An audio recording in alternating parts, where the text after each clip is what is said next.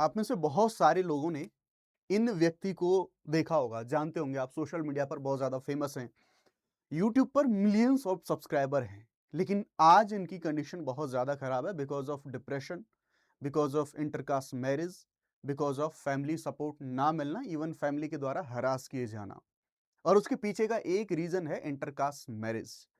ये पूरा अभी रिसेंटली इनके द्वारा एक जो वीडियो है लगभग 2 घंटे का वीडियो यूट्यूब पर डाला गया और उस 2 घंटे के यूट्यूब के वीडियो में उन्होंने अपनी सारी जो कहानी है, सारे जो इश्यूज़ हैं इंटरकास्ट मैरिज को लेके, उन सब चीज़ों के बारे में समझने की कोशिश करी। ये पूरा इंसिडेंट क्या हुआ है सबको तो मैं आपको समझाऊँगा। इस इंडिया में ये एक अकेला ऐसा मामला नहीं है। ओवरऑल क्या ऐसे इश्यूज़ हैं, क्या डेटा यहाँ पर कहता है और उसके साथ-साथ हम ये भी समझने की कोशिश करेंगे कि कानून, न्यायपालिका, संविधान हर कोई इस चीज़ को अलाउ करता है कि अगर आप 2 लोग चाहते हैं इंटरकास्ट मैरिज हो, किसी भी धर्म में, किसी भी अगर आपको दूसरी जाति में अगर आपको शादी करनी हो तो वो सब कुछ अलाउ है। बट स्टिल आज भी हमारी सोसाइटी कई सालों पहले जहाँ पर खड़ी होती थी, आज भी बहुत सारे लोग वहीं पर खड़े हुए हैं। सो कॉल्ड मॉडर्निटी के बारे में हम बात करते हैं, लेकिन जो हमारे थॉट्स हैं, जो हमारे विचार हैं, वैचारिक स्तर पर हम लोग आज भी बहुत काफ़ी पीछे खड़े हुए हैं। कुछ डेटा भी मैं आपको यहाँ पर दिखाऊँगा। इवन इतना ही नहीं, डॉक्टर अंबेडकर की बात करें तो वो मानते थे कि जो इंटरकास्ट मैरिज है, वो मैरिज सिस्टम को समाप्त करने का एक अच्छा, एक जो प्रभावी एक तरीका है वो बन सकता है और इसी चीज़ को देखते हुए केंद्र सरकार के साथ अलग-अलग राज्य सरकारों ने इन सब चीज़ों को बढ़ावा देने के लिए कुछ योजनाएँ भी लॉन्च करी। लेकिन इन सब करी हुई चीज़ों को जब तक समाज नहीं अपनाता, तब तक वो सारी चीज़ें लगभग फ़ेल ही महसूस होती हैं और आप इस पूरे मामले को जान के इस ये सारी जो चीज़ें हैं, वो आपको यहाँ पर समझ में आएँगी। मैं आपको यहाँ पर कुछ इश्यूज़, कुछ डेटा, कुछ फैक्ट यहाँ पर आपको बताऊँगा। आपके जो इस पूरे मामले पर विचार हैं, वो भी आप मुझे कमेंट सेक्शन के अंदर यहाँ पर बता सकते हैं। देखिए, ये न्यूज़ काफ़ी वायरल हुई और ये इन्होंने एक 2 घंटे का यूट्यूब पे एक वीडियो है, वो वीडियो इन्होंने पोस्ट करा, जिस पोस्ट के अंदर उन्होंने अपना सारा का सारा जो इश्यू था, उस पूरे के पूरे इश्यू को यहाँ पर उन्होंने बताया। बेसिकली इनका जो नाम है, अगर मैं आपको नाम बताऊँ तो इनका नाम है अनुराग और ये उत्तराखंड का जो देहरादून है, वहाँ से बिलॉन्ग करते हैं। उन्होंने बताया कि ये उनका आखिरी ब्लॉग है, लास्ट व्लॉग है ये उनका और उसमें उन्होंने बताया कि जो उनका मेन इश्यू है, वो है इंटरकास्ट मैरिज को लेके। देखिए, अब इस चीज़ को लेके लोग अलग-अलग पहलुओं पर विचार कर रहे हैं कि उनका व्यवहार भी फैमिली के साथ ठीक नहीं है एंड ऑल, बहुत सारी चीज़ें हो सकती हैं। इन्होंने जो क्लेम्स किए हैं उनके बेसिस पर और मेरा मेन फोकस रहेगा इंडिया में जो इंटरकास्ट मैरिज है, जो कि इश्यू है, उसके ऊपर बिकॉज़ यूपीएससी ने यहाँ से 2024 में जीएस पेपर 1 में मेंस के अंदर क्वेश्चन पूछ लिया था इस वाले मामले से, इंटरकास्ट मैरिज और इंटर रिलीजन जो मैरिज होती है उनके बारे में। अभी आपको यहाँ पर दिखाऊँगा सारी चीज़ें। इवन उन्होंने इतना तक बताया कि उनके साथ जो सारे हरासमेंट हुए, जो सब कुछ यहाँ पर हुआ, उसके बाद उन्होंने सुसाइड तक को अटेम्प्ट यहाँ पर किया था। यूके 07 राइडर के नाम से जानते हैं और बच्चों के अंदर उनकी जो पॉपुलैरिटी है वो बहुत ज़्यादा है। मैं आपको पूरे मामले के बारे में बताता हूँ। अभी जो उनकी वाइफ हैं, वो उन्हें सोशल मीडिया के माध्यम से मिली, जो कि इंटरकास्ट मैरिज इनके द्वारा करी गई। लंबे समय तक ये रिलेशनशिप में रहे, उसके बाद इन लोगों ने मैरिज करी। एज़ यूजुअल जैसा टिपिकल हमारा समाज होता है कई बार कि फैमिली को ये मैरिज पसंद नहीं थी, उनको ये एक्सेप्टेबल नहीं थी। फैमिली ने मना भी किया, वो सारी चीज़ें हुई, लेकिन इन लोगों ने फाइनली डिसाइड किया कि वो शादी करेंगे और उन्होंने उस शादी को कर लिया। उन्होंने ये भी बताया अपने इस वीडियो के दौरान कि फैमिली ने कोई भी किसी तरह का सपोर्ट नहीं किया।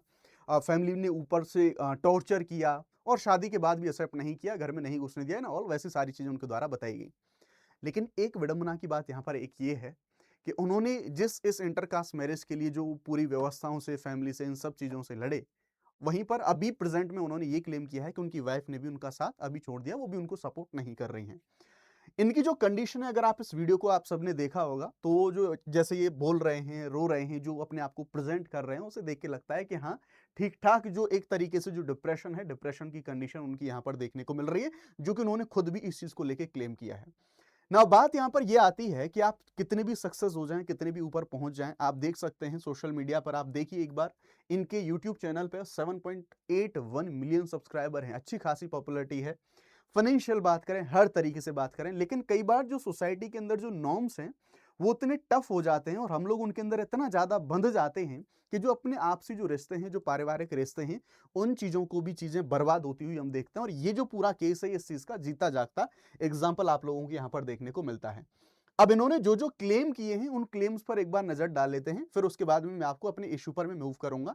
जैसा उन्होंने यहाँ पर बताया कि एक ये बिग बॉस के कंटेस्टेंट भी थे और अनुराग डोभाल जैसे मैंने आपको नाम बताया, और उन्होंने सारी चीज़ें अपनी बताई, सारे जो इश्यूज़ हैं उनको शेयर किया और यहाँ पर बताया कि वो एक बचपन में कैसे उन्होंने स्ट्रगल किया। शुरुआत में ब्रेन ट्यूमर उनका डिटेक्ट हुआ था, लेकिन उस सब के बावजूद भी उन्होंने स्टडीज़ के लिए कैसे मेहनत करी, कैसे अपने आप को ऊपर उठाया, वो सारी चीज़ें उनके द्वारा यहाँ पर बताई गई।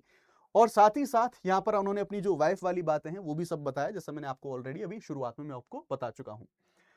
अब यहाँ पर हम देखेंगे पेरेंट्स ने शादी ना तो स्वीकार करी, ना ही पेरेंट्स ने कोई भी किसी तरह का सपोर्ट किया, वो भी चीज़ उनके द्वारा यहाँ पर बताई गई। इवन सभी रिश्तेदारों के सामने जो ह्यूमिलेट है, वो ह्यूमिलेट भी उनको यहाँ पर करा गया पेरेंट्स के द्वारा अपने ही बच्चे को। इवन अपने जो सिबलिंग्स हैं, उनके जो भाई बहन हैं, उनके ऊपर भी इन्होंने आरोप लगाए हैं। सच्चाई कितनी है मैं इस बारे में कोई बातचीत नहीं करना चाहूंगा, जैसा उन्होंने एलिगेशंस लगाए हैं। नाउ यहाँ पर इस पूरे मुद्दे में जो फोकस में मामला था वो था intercaste marriage, right. Intercaste marriage in India.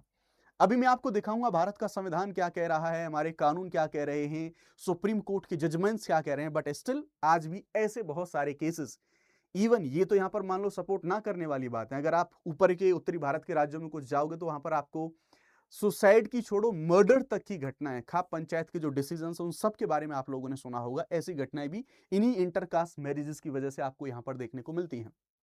However, UPSC ने 2024 में इस क्वेश्चन को पूछा, सामाजिक आर्थिक समानता रखने वाली जातियों के बीच अंतर जातीय विवाहों, इनमें कुछ हद तक वृद्धि हुई है, लेकिन अंतर धार्मिक विवाहों के मामले में यह बात उतनी सच नहीं है। यानी कि वो कह रहे हैं कि इंटरकास्ट मैरिजेस बढ़ रही हैं, बट इंटर रिलीजियस जो मैरिज हैं वो इतनी नहीं बढ़ रही। तो ये तो इस तरह का क्वेश्चन यहां पर पूछा था। मैं आपको छोटा सा एक आंकड़ा बताना चाहता हूं जो कि ऑफिशियल सरकारी डेटा है।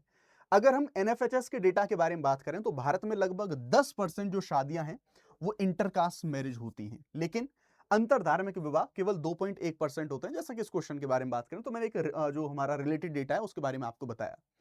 लेकिन आप एक चीज को समझने की कोशिश करना, जब जहां पर एजुकेशन की कमी होती है वहां पर ये जो शादियां हैं ना, इनमें प्रेशर बहुत ज्यादा झेलना पड़ता है उस कपल को, हस्बैंड वाइफ को, जैसा कि यूके राइडर के मामले में देखने को मिल रहा है।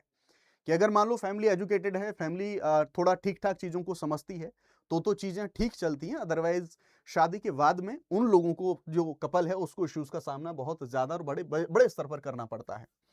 अब मैं आपको इसका थोड़ा सा जो बैकग्राउंड है, इंटरकास्ट मैरिज का जो बैकग्राउंड है, जो कास्ट सिस्टम से रिलेट करता है, उसको थोड़ा सा मैं आपको यहाँ पर समझाना चाहूंगा। अगर हम अपने हिंदू समाज के बारे में बात करें तो हमारा हिंदू समाज शुरुआत से, प्राचीन भारत से जो वर्ण व्यवस्था है, जहां से जाति आधारित, हम देखेंगे कि जन्म के आधार पर आधारित जो जाति है, जिसका एवोल्यूशन हमें यहाँ पर देखने को मिलता है, उसी में विभाजित 4 मुख्य वर्णों में विभाजित हमारा समाज हमें देखने को मिलता है, जिनमें ब्राह्मण, क्षत्रिय, वैश्य, शूद्र हमें यहाँ पर देखने को मिल रहे हैं। यानी कि अब यहीं पर आपको एक सिस्टम देखने को मिलेगा। ये जो जातियां हैं जन्म के आधार पर निर्धारित होती थी। शुरुआत में तो ये कर्म के आधार पर थी, लेकिन लेटर ऑन ये जन्म के आधार पर होने लग गई। यानी कि व्यक्ति ने जिस परिवार में जन्म लिया उसी के आधार पर उसकी जाति तय होगी। शुरुआत में ये काम के आधार पर था कि आप क्या काम कर रहे हैं, लेकिन लेटर ऑन ये चीजें बदलने लग गई। अब इन जातियों को सामाजिक प्रतिष्ठा और स्थिति के अनुसार क्रमबद्ध करा गया, जैसे मैंने आपको बताया, ब्राह्मण, क्षत्रिय, वैश्य, शूद्र, उनके आधार पर। अब इसी जाति व्यवस्था के बारे में बात करें तो हमें एक टर्म देखने को मिलता है जिसे हम कहते हैं एंडोगेमी। कई कठोर नियम, सीधी सी बात है, कोई व्यवस्था बनती है तो उसमें नियम होते हैं, और इन्हीं में से एक नियम है एंडोगेमी। एंडोगेमी ये कहता है कि आप जिस जाति के अंदर हैं केवल आप उसी जाति में विवाह कर सकते हैं, और ये प्राचीन समय से भारत के अंदर चलता हुआ देखने को मिल रहा है। उसी जाति या फिर उसी कम्युनिटी में आप शादी करेंगे, जिसे एंडोगेमी हम यहाँ पर कह रहे हैं। इसी कारण से जो इंटरकास्ट मैरिज है उसे बैन माना जाता रहा है पुराने समय से, ताकि जो अलग अलग जातियां हैं वो अलग अलग जातियों में मेलजोल ना बढ़े। हालांकि अंबेडकर साहब इसके बिल्कुल विपरीत कहते हैं। वो ये कहते हैं कि इस देश में, हमारे समाज के अंदर, अगर हमें इस जाति व्यवस्था को समाप्त करना है तो उसके लिए इंटरकास्ट मैरिजेस हैं, उन इंटरकास्ट मैरिज को अगर हम बढ़ावा दें तो इस जाति व्यवस्था को और कमजोर किया जा सकता है। अब इसमें अलग अलग लोगों का मानना होता है। कुछ लोग कहते हैं कि नहीं, ये जाति व्यवस्था है, सही है। कुछ लोग कहते हैं नहीं, जाति व्यवस्था गलत है, ये नहीं होना चाहिए। कुछ लोग इसके अगेंस्ट में भी हमें यहाँ पर देखने को मिल रहे होते हैं ना। अब बात करें, ऐसे बहुत सारे केस आपने देखे होंगे। क्या इंडिया के अंदर जो कास्ट इंटरकास्ट सिस्टम है, वो इंटरकास्ट सिस्टम क्या ये लीगलाइज है? यस, डेफिनेटली 100% ये लीगलाइज हमें यहाँ पर देखने को मिलता है। चाहे हम स्पेशल मैरिज एक्ट 1954 इसके बारे में बात करें, यानी कि एक जो व्यक्ति है वो व्यक्ति लीगली मैरिज कर सकता है बिना अपना धर्म बदले, बिना अपनी जाति बदले, जिन एग्जिस्टिंग जाति और धर्मों में उन्हीं धर्मों में रहते हुए। ये हमारा कानून इस चीज को अलाउ करता है। इसी अधिनियम में दंपति बिना किसी धर्म परिवर्तन किए विवाह कर सकते हैं, बशर्ते उनको लीगल कुछ जो मानदंड हैं उनको फॉलो करना होगा, जिसमें पुरुष की 21 वर्ष और महिला की 18 वर्ष यहाँ पर जो उम्र है वो उम्र होनी चाहिए। इसी तरह से हमारा हिंदू मैरिज एक्ट 1955 ये भी इस चीज को अलाउ कर रहा होता है, तो लीगली तो आप यहाँ पर देख सकते हैं। अब इतना ही नहीं, हम अलग-अलग अगर बदलते समय में अगर हम देखें, तो किस तरह से भारत के अंदर जो इंटरकास्ट मैरिज है, उसका इवोल्यूशन या फिर उसका प्रचलन बढ़ता हुआ हमें देखने को मिलता है। जैसे अभी मैंने आपको बताया कि लगभग 10% जो मैरिजेज़ हैं इंडिया के अंदर, वो इंटरकास्ट मैरिज हो रही हैं। लेकिन इंटरकास्ट मैरिज के पीछे का रीज़न क्या है, इनमें वृद्धि जो हो रही है, उसके पीछे का रीज़न क्या है? आइए कुछ बदलते हुए जो हमारे एस्पेक्ट्स हैं, कुछ बदलते हुए परिदृश्य हैं, उनके ऊपर नज़र डाल लेते हैं। सबसे पहले एजुकेशन और अर्बनाइजेशन। कई बार हमारे जो कड़े मानक होते हैं, कई बार हमारा बैकग्राउंड या फिर हम अपने आप को इवॉल्व करने की कोशिश नहीं करते, तो हम उनमें बंधे रह जाते हैं। लेकिन जब एजुकेशन आ जाती है, तो कई बार आप अपने आप को फ्लेक्सिबल कर लेते हैं और आप उन चीज़ों से ऊपर उठ जाते हैं। और ये सामान्य सा एक प्रचलन है, आपने अपने समाज के अंदर देखा भी होगा। जब आप एजुकेशन लेते हैं, अर्बनाइजेशन शहरों में आप जाते हैं, तो वहाँ पर जो ये व्यवस्थाएँ हैं, जाति व्यवस्था रहा, ये बहुत कम स्तर पर मानी जाती हैं। तो जैसे-जैसे समय के साथ एजुकेशन बढ़ी हमारे कम्युनिटी के अंदर, हमारे समाज के अंदर, सोसाइटी के अंदर, जैसे-जैसे अर्बनाइजेशन बढ़ा, तो इंटरकास्ट मैरिज होने लगे, यानी कि शादी में अब लोग कॉम्पिटेंसी देखने लग गए, शादी में अब लोग अपना अंडरस्टैंडिंग देखने लग गए, अपनी हैप्पीनेस, अपने आप को बढ़ावा देने लग गए। क्योंकि शहरीकरण, एलपीजी इन सब के आने के बाद जो हमारा व्यक्तिवाद है, ठीक है? अपने आप पर जो फ़ोकस लोग करते हैं, उनकी ओर हम बढ़ने लगे और इसमें व्यक्ति अपनी चॉइसेस हैं, उनको तरजीह देने लगा, जिसकी वजह से इनमें वृद्धि भी होने लग गई। महिलाओं की आर्थिक स्वतंत्रता, स्पेशली हमारा समाज जो है पितृसत्तात्मक समाज रहा है। कई बार कि मान लीजिए 2 लोग एक-दूसरे को पसंद करते हैं, तो लड़के की तरफ से तो चीज़ें इतनी ज़्यादा नहीं होती, कई बार मुश्किलें, लेकिन लड़कियों की तरफ से इश्यूज़ होते हैं। लेकिन जब महिलाओं की स्वतंत्रता, उनका एम्पावरमेंट बढ़ने लगा सोसाइटी के अंदर, तो अब वो घर में प्रतिरोध भी जताने लगी और देखने लगी, कहने लगी कि हाँ, अब मैं स्वतंत्र हूँ, तो अपने लिए जो फैसले हैं, मैं खुद यहाँ पर ले सकती हूँ। तो इस वजह से, क्योंकि जो पैट्रियार्कल सिस्टम या फिर जो समाज है, वो तो अलाउ नहीं करेगा यूजुअली। तो वैसी कंडीशन में जब उनका एम्पावरमेंट हुआ, या फिर मैं ये कहूँगा कि जब उनकी आर्थिक स्वतंत्रता, जब वो इकोनॉमिकली इंडिपेंडेंट हुई, तो जो हमारी इंटरकास्ट मैरिजेज़ हैं, उनमें वृद्धि हमें यहाँ पर देखने को मिली। देन हम देखेंगे जॉइंट सिस्टम का कमज़ोर होना, इन जॉइंट फैमिली सिस्टम का। जैसे मैंने कहा कि पहले पुराने समय में एक बड़े परिवार हैं, बड़े परिवार होते थे, तो बड़े परिवारों में से सभी लोगों का एक तरीके से अप्रूवल या फिर सभी लोगों की सहमति होना बहुत मुश्किल होता था। लेकिन अब न्यूक्लियर फैमिली का कॉन्सेप्ट आने लगा आफ्टर एलपीजी, यानी कि परिवार अलग-अलग एकल परिवार की अवधारणा आई और केवल अपना ही परिवार अगर एग्री हो जाता है, तो वैसी कंडीशन में इंटरकास्ट मैरिज है, वो कंपैरेटिवली ईज़ी हमें यहाँ पर देखने को मिलती है।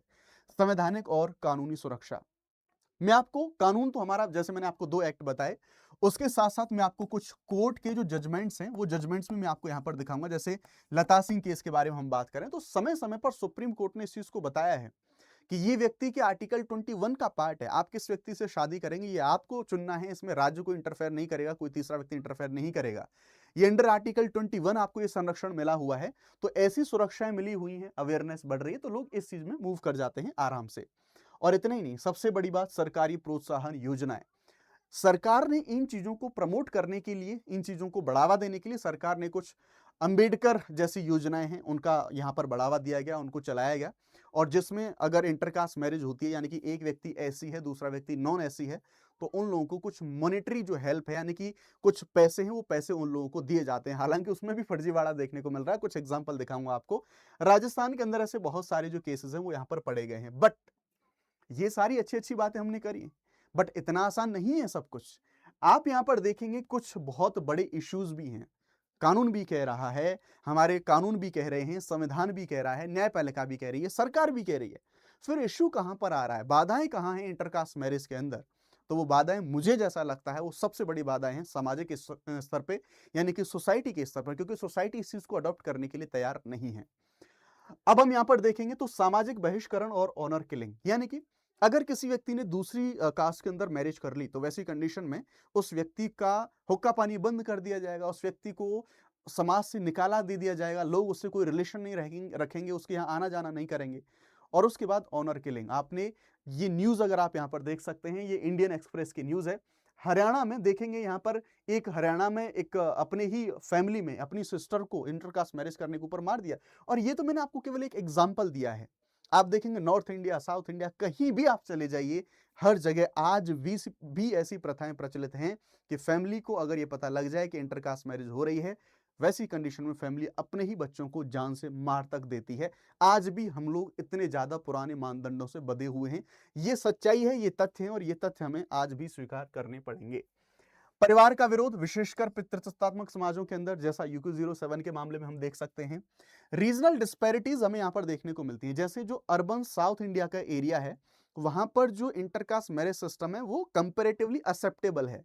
लेकिन नॉर्थ इंडिया में हम देखेंगे, और वो भी रूरल एरिया में, आप यूपी, एमपी, बिहार, आप स्पेशली हरियाणा, राजस्थान, इन सेक्टर्स में आप जाइए, इन राज्यों के अंदर आप जाइए, वहां पर ग्रामीण क्षेत्रों में आज भी ये बहुत बड़े स्तर पर इसे टैबू माना जाता है। वो आज इसे स्वीकार नहीं कर रहे होते हैं। कई मामलों में हिंसा, बहिष्करण के विरुद्ध में पर्याप्त कानूनी संरक्षण है, वो अभाव नहीं है। और फिर सीधी सी बात है, एग्जीक्यूशन का मामला। बात करते हैं थोड़ा सा सुप्रीम कोर्ट के बारे में। सुप्रीम कोर्ट ने इन मामलों में क्या कहा है? लता सिंह केस में 2006 के अंदर सुप्रीम कोर्ट ने कहा कि अपनी पसंद से विवाह करना फंडामेंटल राइट है।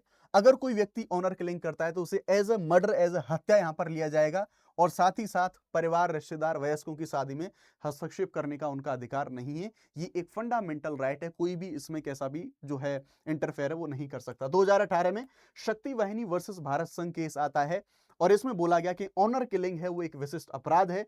पुलिस को तुरंत ही इसमें एफआईआर दर्ज करनी चाहिए, और राज्यों को स्पेशल सेल स्थापित करने चाहिए ऐसे मामलों को टैकल करने के लिए।